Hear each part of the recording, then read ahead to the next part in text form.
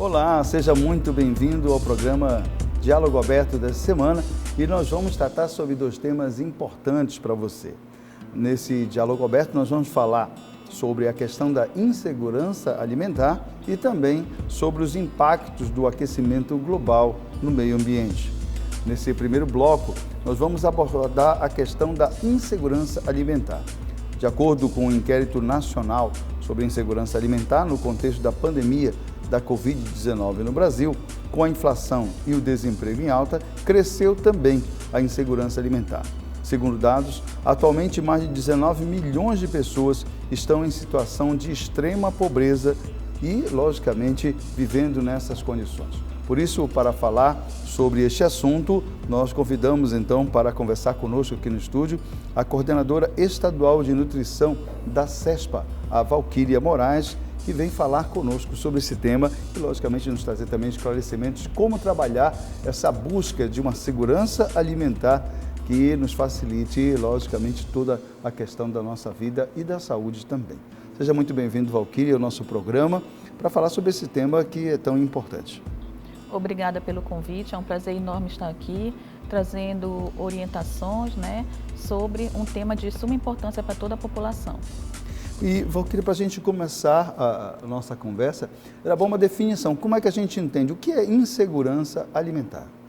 Bom, insegurança alimentar é um termo bastante específico, relacionado quando uma pessoa não tem o acesso regular e permanente a alimentos em quantidade e qualidade suficiente para manter, preservar a sua sobrevivência saudável.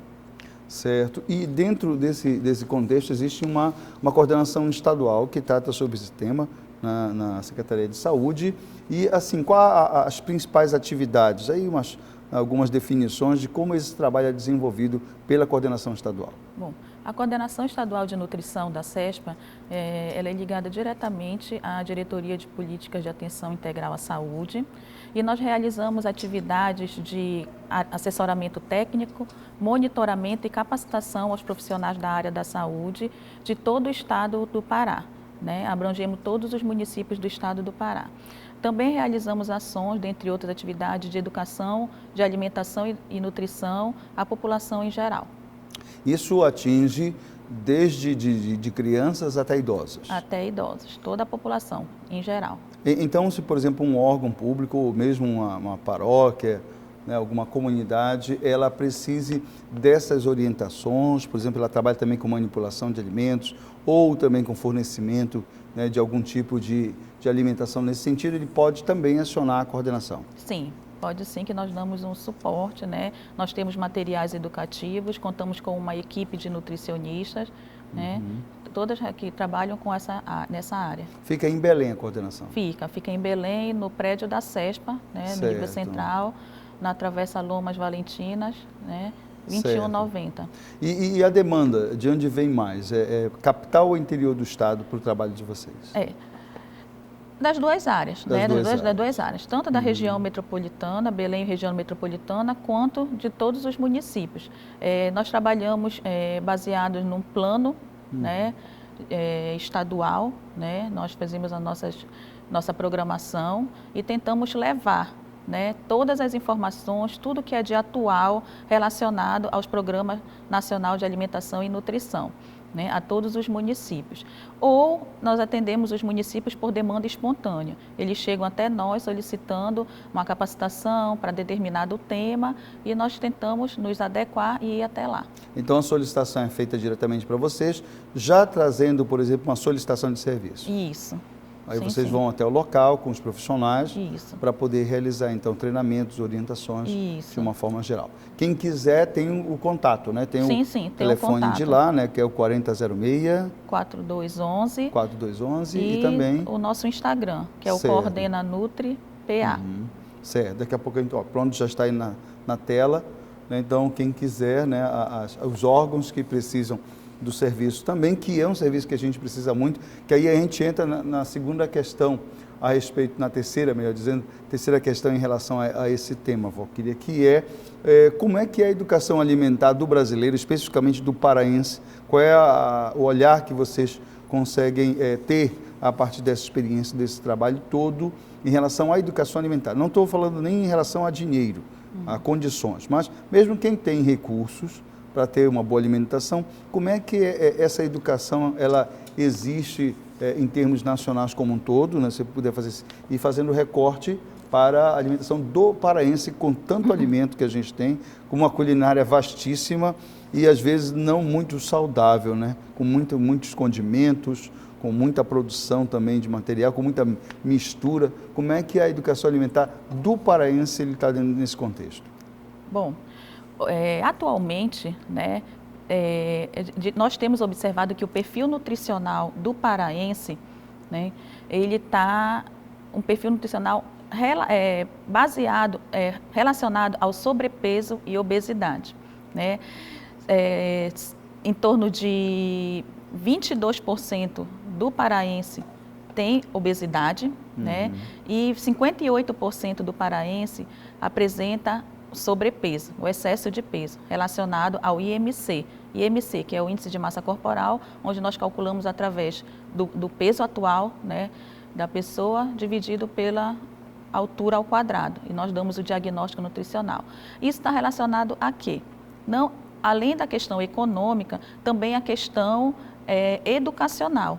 Né? A gente fala em má nutrição, não está relacionado somente aos casos de desnutrição pela falta, mas certo, sim por falta de educação nutricional. Hoje em dia, devido a situação, atividades cotidianas, pessoas mais no computador, com atividade de vida diária muito corrida, as pessoas não têm tempo para se alimentar, elas preferem muito... Às vezes almoçam, inclusive, olhando para a tela do computador ou com o smartphone. Com o smartphone, isso. E principalmente em relação com as nossas crianças e os nossos adolescentes, né? A gente verifica que eles consomem muito alimento industrializados, né? Totalmente em desacordo com as políticas, né? Com a nossa PNAM, com o Guia Brasileiro de Nutrição. O que a gente preconiza? Os 10 passos da alimentação saudável e descascar mais e desembalar menos. Certo. E aí tem uma relação direta, né, com as características da nossa região, né? Muitas frutas, né, aquela riqueza que a gente vê, por exemplo, ali no Ver-o-Peso, né, uma quantidade imensa de frutos, mas às vezes não consumidas, né, principalmente pela juventude, que prefere realmente, nesse sentido, os produtos industrializados, até pela propaganda, pelo acesso. Você vai, inclusive, nos grandes centros comerciais aqui, de Belém, shopping center, você tem uma propaganda muito massiva em cima de alimentos fast food, né, sanduíches e outras situações, uma quantidade muito grande, inclusive, de alimentos ricos aí em sal, né, açúcar, gordura. Né? Como é que se dá esse trabalho? Aí a gente tem um público aqui no Diálogo Aberto também muito grande, de pais, de famílias, né, que acompanham o programa. O que se daria como uma boa dica na hora de escolher e de orientar as crianças e os jovens nesse sentido? Eu sei que a primeira coisa que você vai dizer, tem que dar o testemunho, né? Porque também não adianta falar, mas aí eu desembalo, né, aqueles pacotes de comida industrializada, né? Então, como é que é essa dica que você daria para essas famílias que nos acompanham no Diálogo Aberto? Bem, a educação nutricional, ela começa em casa. Né? Os pais, geralmente as crianças, elas consomem, elas são o espelho do que os pais consomem. Né? Se a família está acostumada, tem hábito alimentar não saudável, baseado em comidas fast food, alimentos extremamente industrializados, rico em gordura, em sal, em açúcar, geralmente as crianças e os adolescentes, eles vão por essa, né, trilham por esse lado. Né? Então, sempre nós orientamos o quê? Buscar hábitos alimentares saudáveis, né? Baseado no Guia Alimentar da População Brasileira, onde nós preconizamos consumir os alimentos mais naturais possíveis, né? À base de frutas, verduras, legumes, sem açúcar, sem o excesso de alimentos, condimentos, conservantes. Né? O que a indústria faz? Para aumentar o prazo de validade, né, dos produtos nas prateleiras, nos freezers dos supermercados. Eles adicionam conservantes, corantes e sal. que a gente, Conserva, antigamente, né, as pessoas conservavam os alimentos onde? No sal, porque não tinha geladeira. E Certo. isso foi se agravando cada vez mais. Hoje nós vemos que o índice de pessoas com sobrepeso, obesidade, desde a infância até a fase adulta, tá? E com doenças crônicas, com comorbidades associadas, como hipertensão, diabetes, dislipidemia, né? É altíssimo. As taxas são altíssimas e todas são relacionadas a hábitos alimentares não saudáveis. E também, a gente também tem que levar em consideração o sedentarismo, né? A falta de atividade física regular. 30%, geralmente a gente orienta que 30% é atividade física regular e 70% é alimentação, para a gente tentar reduzir, né, melhorar o perfil nutricional da nossa população. Tá? E sempre baseado, né, na alimentação natural. A gente preconiza, isso faz parte da nossa fala, né, faz parte como uma diretriz, né, das políticas, descascar mais e desembalar menos. Nós aqui da região norte, principalmente aqui o belenense, paraense, né, nós temos alimentos assim, extremamente ricos em nutrientes, né, as nossas frutas, as nossas verduras, o próprio açaí, né, que é uma fonte riquíssima em fibras, em nutrientes, em ferro e que faz parte da alimentação cotidiana. Geralmente o açaí, a gente diz que o açaí é dito como vilão, né, mas o açaí é um alimento extremamente nutritivo. O que torna o açaí o vilão são os alimentos que são adicionados a ele, que, né, a combinação do excesso de açúcar, farinha e o acompanhamento, né, que o paraense geralmente consome com alimentos extremamente gordurosos e salgados, que o torna o vilão. Mas o açaí então, é um alimento nota falando 10. nisso aí, que é bem nosso, como é que uma boa dieta com o açaí, ela pode ser recomendada aí pela coordenação? Como é que a gente pode utilizar esse açaí? O açaí é um fruto, né? Ele pode ser utilizado como sobremesa, né? A pessoa, geralmente a gente orienta o quê? O prato saudável, a metade do prato quando for montar a base de saladas, verduras e legumes, certo. E a outra metade a gente vai dividir, né, distribuindo entre os outros grupos de alimentos, que são as proteínas provenientes da carne, do frango, do peixe, né, o carboidrato, que é o caso o macarrão ou o arroz, porque uns 150 o feijão, gramas mais ou menos? Dependendo da necessidade da pessoa, né? Certo. Um adulto geralmente é em torno de 200, 250 gramas de proteína. O prato todo mais ou menos o quê? Uns 300, 400 gramas? Sim, somado, né? Sim, tudo. Certo. E o açaí seria como sobremesa, né? Evitando o quê? Como suco, né? Como fruto. Né? Aí evitando a adição de farinhas, de açúcar. Farinha de tapioca? A farinha de tapioca, dependendo da quantidade, ela pode ser recomendada sim. Certo. Então, a farinha de tapioca... Ou aveia, ou farelo de aveia, né? Certo. Mas aquela história, por exemplo, que a gente utiliza muito com pirarucu, com peixe frito... Isso é cultural, isso é o hábito do paraense. Né? Nesse caso, a gente tem que tirar totalmente o excesso, não é que seja proibido, mas não pode fazer parte da rotina, ser alimentação do dia a dia, por conta do excesso de sal que o peixe... Mas o açaí, por exemplo, se quiser tomar todo dia como sobremesa, pode. Aí vai ter que o quê? Tirar outros grupos de alimentos, porque geralmente adiciona a farinha, aí já não consome o arroz ou o macarrão, né? Diminui a quantidade de carboidratos, pão, bolachas, torradas das outras alimentações do dia, né, fazendo uma substituição. Para fazer um equilíbrio. Para fazer um equilíbrio das necessidades diárias de calorias e proteínas e outros nutrientes que a pessoa ingere. Ampliando a história, o nosso conhecido feijão com arroz, como é que ele entra nesse processo também de uma boa educação alimentar? O feijão com arroz é o prato do brasileiro. Isso. Né? Extremamente recomendado, né, pelos profissionais da área. O que ocorre é como é feito, como é preparado esse feijão, o que é adicionado nesse feijão. Né? Deve-se evitar o excesso de gordura dentro desse feijão, que são as carnes, os embutidos, né? Linguiça, calabresa, carne seca, o charque, né? O pezinho de porco e tentar substituir pela adição, né, o acréscimo de verduras, como o jerimum, o caruru, o próprio jambu, que deixa o feijão mais saudável e nutritivo.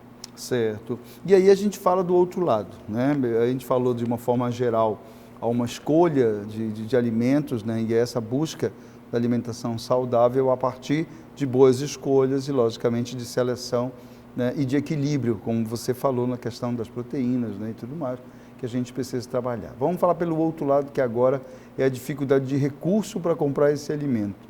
Né? Nós estamos vivendo aí um período, não dá nem para dizer que é pós-pandemia, porque ainda continua com índices, inclusive em nível mundial, nós ainda temos, né, casos aí de Covid que preocupam as autoridades internacionais como um todo. O Brasil conseguiu, né, avançar nesse sentido, com muita gente já vacinada, a primeira, a segunda dose, até a terceira dose, como já temos, mas a questão econômica, ela é um problema ainda por conta de tudo isso que nós vivenciamos. A questão da inflação, por exemplo, né, e tudo isso que ainda continua nos assustando por conta da alta de preços, que é um contexto mundial, mas que a gente sente diretamente reflexo, e isso vai logicamente para o aumento também do custo, né, do custo de vida, da cesta básica, de todas essas questões que levam a inflacionar os alimentos também. Como é que a gente trabalha nesse sentido para evitar uma insegurança alimentar e trabalhar realmente para fazer uma prioridade na compra desses alimentos, principalmente olhando a cesta básica do brasileiro? Bom, priorizar, né, a cesta básica, o arroz com o feijão, né? É prioridade mesmo, prioridade não mesmo, somente cultural, mas também para necessidade de saúde. Por conta dos nutrientes presentes, né? E preferir as frutas, principalmente as frutas da safra, né? Porque eles se tornam mais baratos, né? Ficam mais acessíveis do ponto de vista econômico, e por ser colhido, né, durante a safra, eles têm uma quantidade de nutrientes, micronutrientes como vitaminas e minerais melhores. Né? Então, sempre preferir esses alimentos, tá, da safra. Procurar também, né, ir nos lugares com melhor acesso, como nós temos a Feira do Ver-o-Peso, né, a Ceasa também, que tem também a parte de hortifruti dele bastante abastecida, né? E a gente procurar mesmo locais mais baratos. A gente sabe que está muito difícil, a cesta básica está caríssima. A gente vai no supermercado e os alimentos estão também muito caros. Há cálculos que apontam, né, para cerca de R$700. Isso. Né? Então, aí para um salário mínimo girando em torno de 1.100, né, mais ou menos, então 50%, realmente fica bastante comprometido. Né? Então, a questão toda, a dica, né, que você dá, e dentro desse contexto, é realmente procurar, então, fornecedores que sejam mais em conta, que venham direto. Aí, uma pergunta interessante: há uma comunicação da própria coordenação também com as cooperativas de alimentos? Há uma relação nesse sentido para que a gente possa também fazer com que esses produtores eles possam trazer seus alimentos, né? Inclusive aquelas feiras orgânicas, né, que a gente teve durante muito tempo na cidade. Com a pandemia houve uma diminuição disso, mas também como é que existe essa comunicação nesse sentido? Eu presumo que tenha, né, para que a gente possa também trabalhar, né, nessa direção. Certo. Nós temos trabalhado, né, até uma novidade, não tem muito tempo, em 2020, a Coordenação Estadual de Nutrição preparou um manual da horta, né? Foi um trabalho realizado dentro de um CAPT, né? Onde foram foram plantados, né, alguns tipos de alimentos, e esses alimentos eram colhidos pelos próprios usuários e era preparado eram servidos, né, na preparação das refeições dentro desse CAPT. E hoje nós temos esse material, né? Nós estamos tentando trabalhar dentro das escolas, né, públicas, e também vamos tentar nas escolas particulares, e é uma boa, né, alternativa para que as pessoas possam ter esses alimentos, né, saudáveis em casa. É o quê? É plantar, é cultivar, né, para depois colher. Aí tem como a questão da compostagem, como plantar, o tipo de adubo, as sementes, como cultivar esses alimentos para depois fazer a colheita para utilizar na preparação. Aí tem o tomate, tem o manjericão, tem a chicória. É um material muito bom que nós temos dentro da coordenação. Tem algum direcionamento, algum trabalho específico para trabalhar com as escolas Essa semana nós estivemos num evento, né? Nós fomos parceiro da Unicef, né? Onde nós trabalhamos através do encontro intersetorial com a promoção, né, de alimentos, né, promover alimentos saudáveis dentro das escolas públicas e privadas. A gente sabe hoje que as escolas públicas elas precisam, né, servir alimentos saudáveis e as escolas privadas também precisam, através da cantina, né, porque as crianças geralmente adquirem na escola alimentos saudáveis. Então, nós tivemos esse primeiro encontro, foi um encontro que foi um sucesso. Foi aqui em Belém. Foram várias escolas particulares e várias escolas públicas, né, os seus gestores, e nós saímos de lá, eles prepararam, tiveram metodologia de aprendizagem, nós apresentamos nossas políticas, nós apresentamos o perfil nutricional das nossas crianças e adolescentes, né? E eles se mostraram bastante abertos, né? E quiseram a nossa parceria para a gente dar continuidade a esse trabalho. Certo. Vamos ver como isso aí veio, então, junto às escolas da Secretaria de Educação? Secretaria de Educação Municipal, estadual e as escolas particulares. E a recepção foi boa, então? Muito boa. Qual é a perspectiva agora para esse trabalho de continuidade, então? As escolas públicas, né, geralmente, eles têm, né, já traçam uma política já de fornecimento de alimentação saudável, né? Geralmente tem crianças que vão para a escola e aquela merenda às vezes é a única refeição do dia. E nas escolas particulares, a nossa proposta é realmente as cantinas serem cantinas saudáveis. Né? Onde as crianças possam consumir alimentos saudáveis, através de preparações saudáveis que possam ser servidas a elas, mas a gente precisa também de levar proposta para os pais. Porque a alimentação, como eu falei no início, a educação nutricional das famílias, das crianças e dos adolescentes começam em casa. Então, a gente precisa trabalhar todo um conjunto, não somente a escola, a gestão, mas também trabalhar as famílias.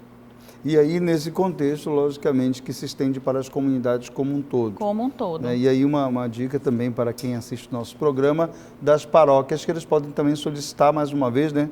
A gente vai colocar aí a questão realmente do contato da coordenação estadual, que é importante também para que as pessoas entrem, né, nessa comunicação e possam realizar também esse atendimento, né, para as comunidades todas que estão aí, as comunidades paroquiais que muitas vezes estão presentes nas festividades das igrejas, né, que é um local, né, agora com o retorno aos poucos, né, da possibilidade de uma convivência, né, que a pandemia nos tirou durante esse período, é também uma grande oportunidade também para trabalhar isso aí, inclusive na venda, né, das comidas que a gente tem nas festividades paroquiais, que é uma cultura nossa muito presente, né, aqui em Belém, em toda a região metropolitana, na verdade em todo o estado, né? É uma grande festa de encontro da comunidade e que também pode servir para essa situação, né? Educação de trabalhar alimentar educação alimentar. No caso específico do estado do Pará, o perfil nosso que você coloca é dessa alimentação, às vezes, que não tem esse olhar. Agora, no interior você tem, né, digamos assim, uma vida mais saudável nesse sentido, até porque não chega tanto alimento industrializado, né, como chega na capital e região metropolitana, mas é preciso também esse olhar, né, a respeito dessa questão. Sim. Como é que você trabalha, no caso, a coordenação, ela pode trabalhar nesse sentido com as comunidades do interior? Mesmo sentido, liga para cá, vocês têm pontos no estado, como é que funciona? Com relação ao interior do estado, nós trabalhamos através das nossas regionais de saúde, que são os nossos coordenadores regionais, que é como se fosse o nosso link entre o nível central e os municípios. Nós capacitamos muitas vezes as regionais, os profissionais das regionais e dos municípios, e eles ficam nos dando suporte dentro desse contexto, com educação de alimentação, com palestras, né, de educação e alimentação, né, saudáveis, dão suporte para todos os profissionais e muitas vezes atendem também aos usuários. Valquíria, então, para a gente encerrar então essa nossa conversa, eu pediria para você então falar diretamente com os nossos telespectadores, o pessoal que acompanha o Diálogo Aberto, fazendo esse convite para realmente refletir sobre os efeitos aí a curto, médio e longo prazo de uma alimentação que busque realmente alimentos que possam trazer essa saúde, possam conservar essa saúde, que é isso que a gente quer, né? Uma vida saudável, né? Com boas escolhas, mas realmente pensando nesse presente e no futuro também, não somente para nós, para os que vêm depois de nós. Com certeza. Bom, como profissional da área, né, nos colocamos, através da Coordenação Estadual de Nutrição, à disposição, né, da população, para que a gente possa, né, a partir de hoje, ter um olhar diferencial, né, para a nossa alimentação. Por quê? Porque ela é a base, né, da nossa sobrevivência e ela precisa ser de uma maneira saudável, né, equilibrada do ponto de vista nutricional. Mesmo com a dificuldade financeira, a gente pode fazer sim boas escolhas, né? Muitas vezes a gente desembala mais e descasca menos e a gente não sabe a quantidade de alimentos, de componentes maléficos para a nossa saúde que nós estamos ingerindo. Então hoje vamos ter um olhar diferente, né, para a nossa saúde e buscando alimentos saudáveis, né, do ponto de vista nutricional, né? Quanto mais saudável, muitas vezes o alimento é mais saboroso, né? E é isso aí, gente. Muito obrigada. Buscar realmente fazer boas escolhas, né? Boas escolhas. Nós temos que fazer boas escolhas pensando sempre na nossa saúde. Ok, conversei com a Valquíria Moraes, ela é coordenadora estadual de nutrição da CESPA, e aí a gente deseja, Valquíria, sucesso no trabalho, né? Que mais e mais pessoas busquem e pratiquem realmente essa questão da alimentação saudável e, logicamente, essa segurança alimentar que nós queremos. Muito obrigada pelo convite.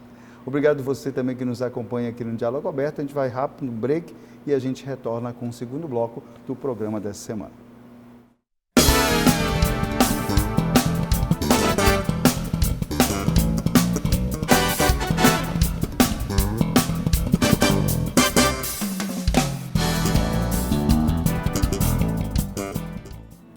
Olá, seja bem-vindo ao programa Diálogo Aberto, nesse segundo bloco em que nós vamos falar sobre aquecimento global e tudo isso que envolve as discussões todas que tratam sobre essa questão, sobre esse tema tão importante e que às vezes a gente ouve falar, mas precisa se apropriar um pouco mais, até porque nós temos responsabilidades também a respeito dessa situação.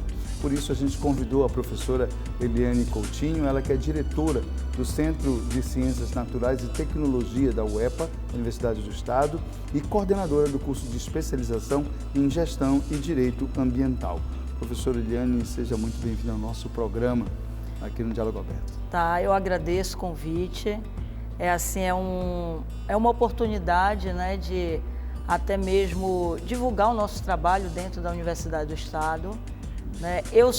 Por formação, eu sou meteorologista, né? E no meu doutorado eu fiz a parte de ciências ambientais, mas sempre voltado para o clima, para a física do clima, para a climatologia.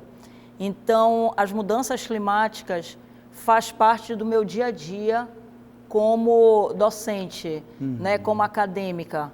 Então, dentro desse tema, tem muita confusão, às vezes, mudanças climáticas não está relacionado somente com o aquecimento. Certo. É mudança como um todo. Quando se fala em mudanças climáticas, pensa logo, aumento de temperatura. Certo. E não é. Mudanças climáticas toda a mudança, seja para o aquecimento ou para o resfriamento. Também, então, tem localidades que são mais afetadas pelo resfriamento, outras mais afetadas pelo aquecimento. Então, por exemplo, esse mesmo ano, né, de 2021, foi relatado, né, no sul do Brasil, situações de neve que há muito tempo não era relatado. Então, é um resfriamento, é mudança climática. Para nós aqui, as chuvas, para Belém, né, na nossa região, as chuvas estão cada vez mais intensas, né? E isso é devido ao aquecimento. Então, isso faz parte das mudanças climáticas, né? E esses extremos, que pode-se dizer, se fala, né, extremos de precipitação, cheias, seca, eles causam um transtorno muito grande, principalmente nas áreas urbanas, porque nas áreas urbanas o solo totalmente permeável, né? A quantidade de vegetação cada vez menor. E nós vemos que quando chove muito, é uma árvore caindo aqui, uma árvore caindo ali. Então, é a ação antrópica, né? A ação do homem que prejudica a função real da vegetação, que é manter o equilíbrio de temperatura, manter o equilíbrio de umidade dentro da cidade, para que evitasse as ilhas de calor, que são fenômenos que fazem um aquecimento nas áreas mais centrais, onde a temperatura é muito mais elevada do que a sua vizinhança. A gente percebe, ao andar na cidade, que quando a gente está no centro da cidade, parece assim que o calor é extremo. Aí a gente começa a sair do centro da cidade, parece que começa a amenizar, né? É exatamente essa construção, a constituição da área urbana central. E isso é um fator, né, que pode ocasionar, que ocasiona essas mudanças climáticas.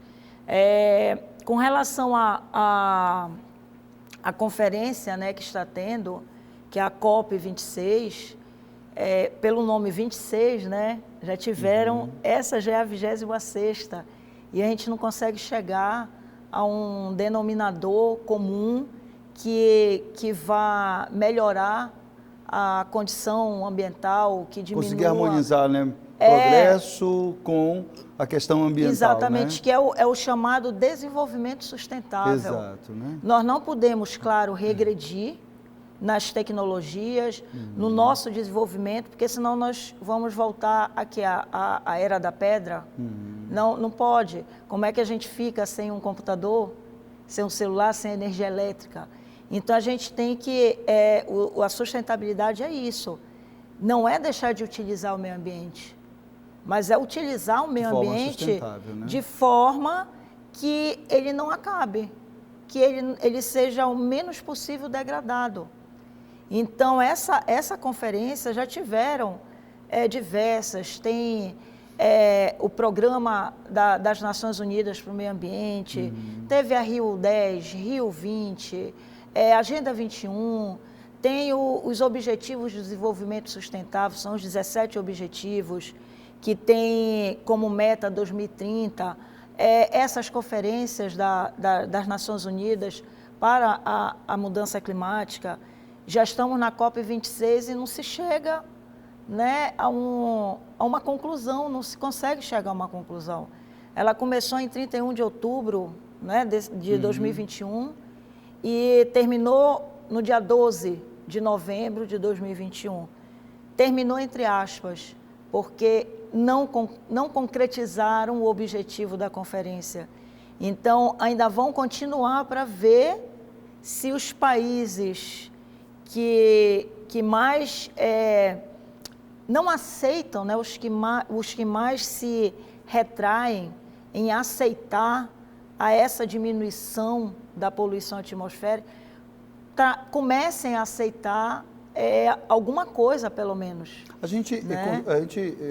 É impossível, né, professora, a gente não associar essas questões a dois elementos, né? A questão dos combustíveis fósseis, né? A questão aí do petróleo e a questão também da poluição como um todo na produção de materiais e tantas outras coisas. Então, aí a gente tem focos como China, Estados Unidos e outros, né?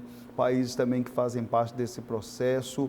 Como é que a senhora analisa ao longo desses últimos anos, essas mudanças todas, mudanças inclusive de governos, né, de paradigmas nesse sentido? Como é que a gente consegue olhar? Há um avanço, há uma esperança que a gente possa construir, ou a gente realmente não consegue dar um passo significativo nesse contexto? Olha, eu quero ter esperança certo. que nós vamos conseguir. Porque, assim, se não fizermos, nós não vamos ter os recursos naturais. É real essa história do aumento em 1 grau, 2 graus, em tão pouco tempo da temperatura do planeta? Sim, Isso é efetivo mesmo? É constatado isso. Agora, assim, chegar ao ponto de dizer esse aumento de 2 graus vai acabar com o planeta, aí também... É outra história também, né? Também é um exagero. Certo. Né? É um exagero. Mas esse aumento foi constatado, aumento de 1,5 grau. Certo.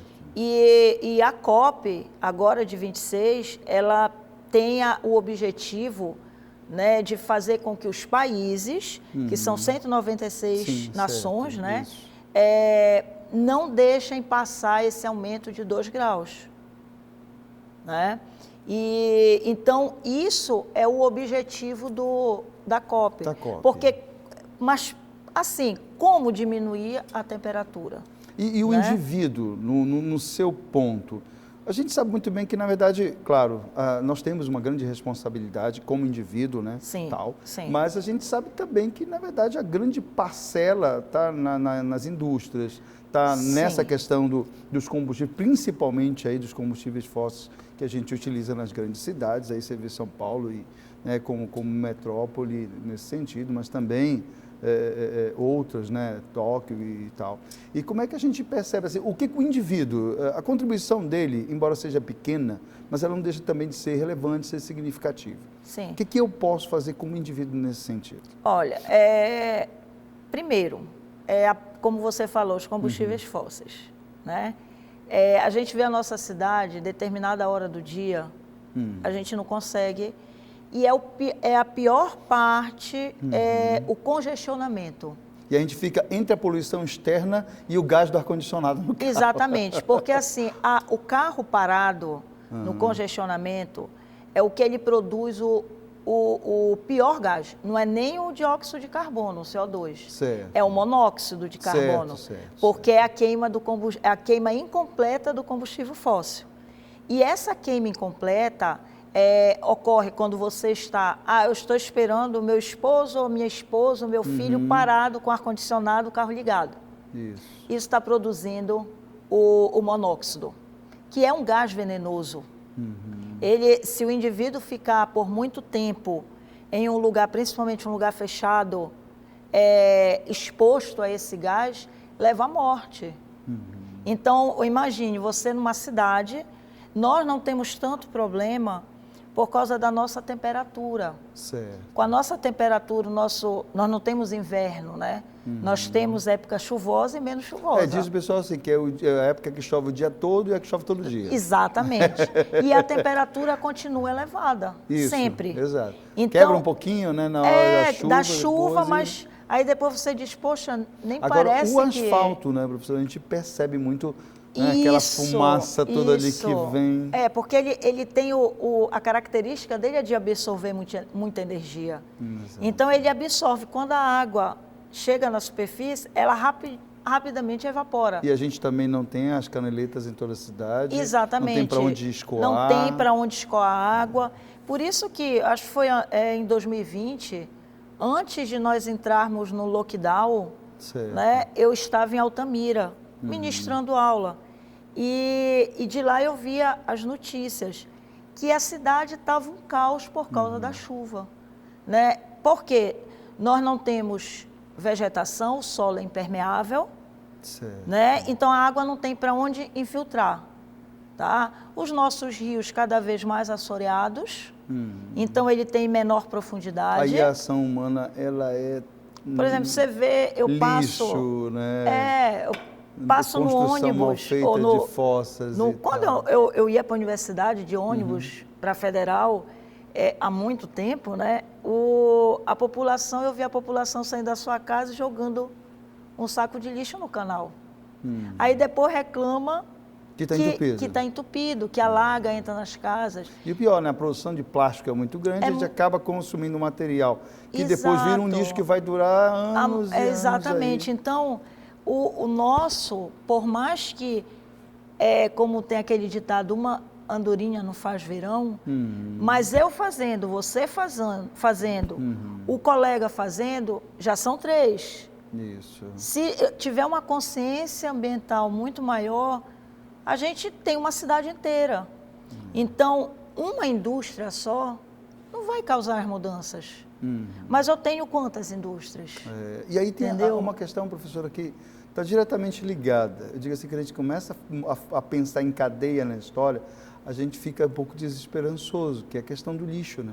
Como é que a gente trata esse lixo urbano de uma cidade como Belém, com 2 milhões de habitantes, se colocar toda a região metropolitana, aí a gente salta para um número, né, imenso de pessoas, com uma produção de lixo que às vezes não tem o tratamento adequado, não tem a questão seletiva e que não tem onde jogar. Belém, Ananindeua e Marituba continua com aquela situação que a gente já sabe há anos, né, e que a gente não tem uma solução efetiva para isso. Né? Porque assim, para lixão não serve. Não tem, aí tem que ser aterro. Tem que ser aterro, e o aterro tem que ser feito da maneira correta. Com toda a questão, né, ambiental, com todas as preocupações. Porque né? o problema do aterro, se não for feito adequadamente, vai ter a poluição do nosso lençol freático. Exato. Que é abastecido pelo rio. Exato. E tem uma troca. E acaba o quê? Cadê a nossa água de abastecimento da cidade? Poluída? Né? Então, e como eu falei, o indivíduo sozinho não faz.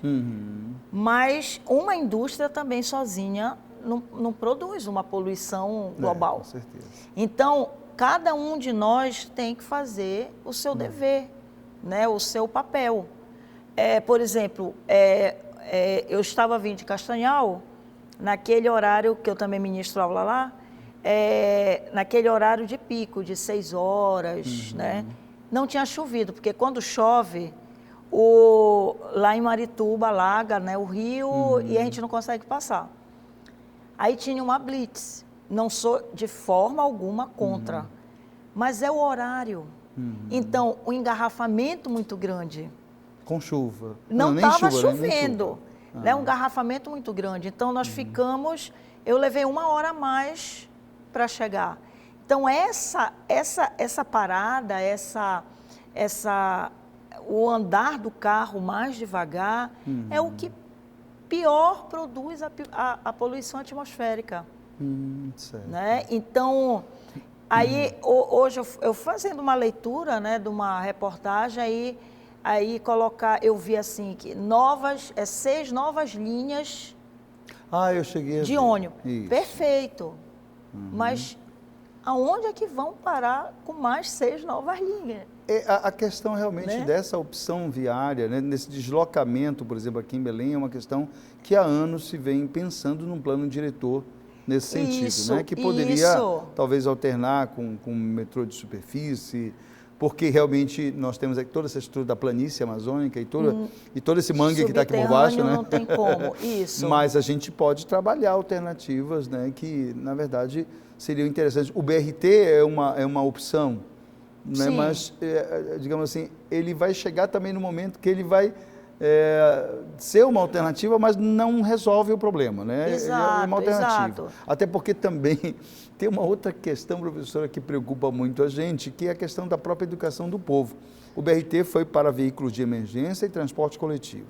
Sim. Né, sem paragem, justamente para facilitar. Exato. E ser uma opção de deslocamento rápido, né, ao longo desse sentido. Mas a gente vê o pessoal, carroceiros, ciclistas, pedestres, gente que está correndo, enfim, e fora local de depósito de lixo, inclusive de entulho no BRT. Isso, né? Então, isso. Quer dizer, há um conjunto de situações que passa eminentemente por uma desobediência à ordem do Gênesis, né? Exatamente. De dominar e submeter a natureza de uma forma inteligente e responsável dentro desse sentido. Exato. Né? Tudo passa pela educação.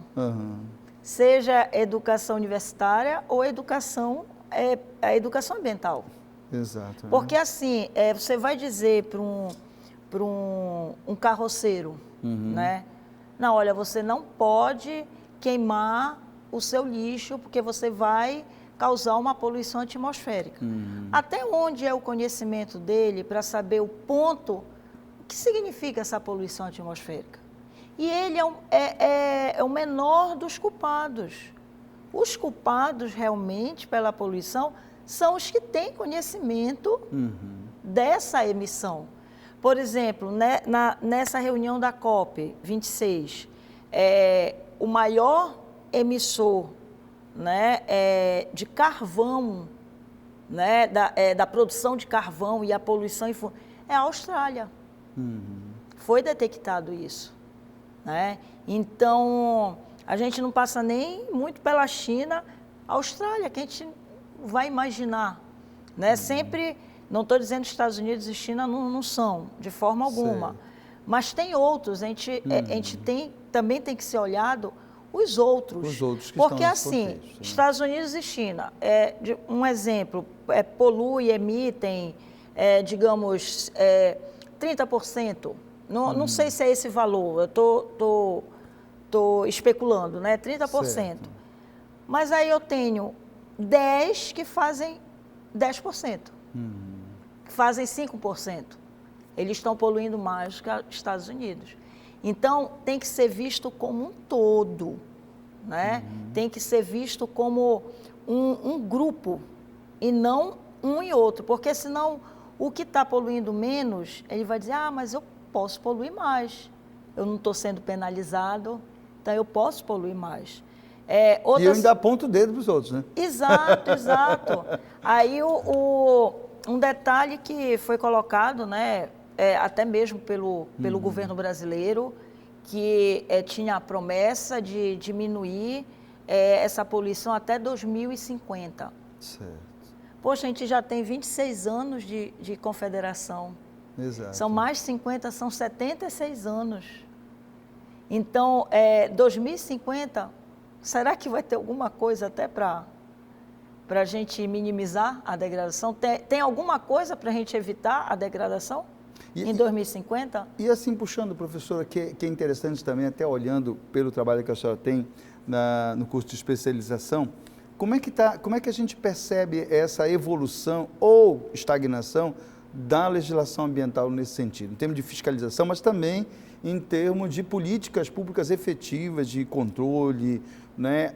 Aí a gente tem todo o histórico brasileiro, infelizmente, né, daquela questão de alguns todos são iguais perante a lei, mas alguns são mais iguais. Sim, né? Então, como é que a gente olha essa legislação? Mas não só a legislação, que com certeza nenhuma, a qualidade do legislador brasileiro nesse sentido ela é muito boa, mas o papel da fiscalização e, logicamente, das consequências diretas e da responsabilização desses agentes. Como é que a gente olha isso aí num panorama crítico em cima dessa realidade? Assim, primeiro ponto, para a gente identificar que aquela atmosfera está poluída, a gente tem que fazer um monitoramento. Certo. Tem que fazer a coleta de dados. No estado do Pará, não tem nenhuma estação de monitoramento da qualidade do ar. Não existe. Por exemplo, São Paulo, São Paulo capital, na realidade, ela tem em torno de umas 10 estações de qualidade do ar, de monitoramento. Estado do Pará, tamanho do estado. Não tem nenhuma. Então, para você dizer que está poluído, como é que você vai dizer que realmente está poluído se você não monitora? A legislação é uma legislação nacional. É a legislação 196, se não me engano, de 2018. Ela é recente. Mas, por exemplo, não tem o dióxido de carbono nessa legislação. Nós temos os materiais particulados, que é fuligem, areia, poeira, né? Tem o chumbo, tem o dióxido de enxofre, o ozônio, monóxido de carbono, mas o dióxido de carbono não tem o monóxido, o dióxido de carbono não tem. Nós temos outros elementos, por exemplo, o vanádio, que é um outro metal, ele não está na legislação, ele é proibido nos combustíveis, é proibido que ele tenha, mas não tem na legislação. Então, se eu faço uma coleta, eu tenho uma informação, como é que eu vou comparar? E eu não posso o poder público não pode penalizar, porque não está na legislação. Né? Tem que ter tipificação, logicamente, exatamente. E também atrelado a ele Exato. o nível de responsabilização sobre isso. Eu faço os trabalhos dos alunos, tanto de graduação, como de especialização, como de mestrado, que nós recentemente aprovamos um mestrado nessa área ambiental, que é tecnologia, recursos naturais e sustentabilidade na Amazônia. Nós estamos com a primeira turma. Então, eu sou a vice-coordenadora desse programa de mestrado. Certo. E dentre os trabalhos, já fiz uma análise com relação às folhas da castanheira e da mangueira pela cidade. Uhum. O teor de chumbo nessas folhas é muito além do permitido pela legislação. Então, de onde está vindo esse chumbo? Está vindo do solo? Mas quem é que está botando esse chumbo no solo? Uhum. Ou está vindo do combustível? Do combustível, né? Entendeu? Outro trabalho que é recente, a aluna ainda não defendeu, nós tivemos um índice elevado também de chumbo e de vanádio. Só que o vanádio eu não posso comparar com a legislação. O chumbo eu posso. Certo. Entendeu? Então, a legislação, ela tem essas falhas. Quer dizer, não é que seja uma falha, pode até ser Mas é uma omissão perigosa. Exato, né? exatamente, sentido, né? exatamente. Então, é necessário. Né? Agora, para eu ter uma legislação, eu também tenho que ter um monitoramento. Porque como é que a gente faz? Como é que eu sei isso? Porque eu tenho os equipamentos da universidade, equipamentos muitas vezes eu mesma compro, né? E o aluno vai pesquisar, ele vai para a rua, vai fazer as medições. Talvez, né, professora, passe por uma questão que na academia a gente sabe da importância, que é construir bons indicadores e fazer boas perguntas, né? Sim. E levantar hipóteses em relação Exato. a essas respostas, né? Eu acho que passa por toda essa questão. E aí, sem dúvida, eu acho que a contribuição da academia ela é fundamental porque ela provoca, né, uma política pública efetiva, uma questão de legislação e de aporte de fiscalização como um todo, né, e de priorização também pelos governos, né, de que esse trabalho precisa ser desenvolvido. Professora Eliane Coutinho, diretora do Centro de Ciências Naturais e Tecnologia da UEPA, coordenadora do curso de especialização em Gestão e Direito Ambiental, muito obrigado pela sua presença aqui, muitos esclarecimentos, e eu acho que uma provocação muito grande da nossa responsabilidade, mas não somente a nossa responsabilidade aí do indivíduo, né? Mas também como cidadão, né? De cobrar isso aí, de produzir, de ir à frente, de bater para que as políticas também, né? E nas promessas de campanha para o ano nós temos aí uma nova oportunidade, né? De trazer esses eleitos para assumirem o compromisso. Aí é um ponto, sem dúvida, fundamental do papel das redes sociais, trazendo esses esclarecimentos todos, né? E a importância realmente da divulgação desses trabalhos, como a senhora falou, que a gente até se assusta, mas eu acho que o posicionamento é esse que a senhora deu. Não podemos perder a esperança de que a gente pode mudar, né, aquilo que é possível dentro daquele campo de alcance nosso. Muito obrigado, professora, pela sua presença aqui conosco. Eu que agradeço pela oportunidade novamente. E assim, eu e a universidade, o Centro de Ciências Naturais e Tecnologia da Universidade do Estado do Pará, estamos à disposição para o que for necessário, o que for de interesse, né? Nós estamos de portas abertas para a TV Nazaré e para atender qualquer necessidade que, claro, nos couber, né, como universitários, como professores, docentes da universidade. Que bom. Muito obrigada. Muito obrigado. Muito obrigado você que nos acompanha aqui no programa Diálogo Aberto e a gente se encontra na próxima semana, se Deus quiser. Fique com Deus, um grande abraço.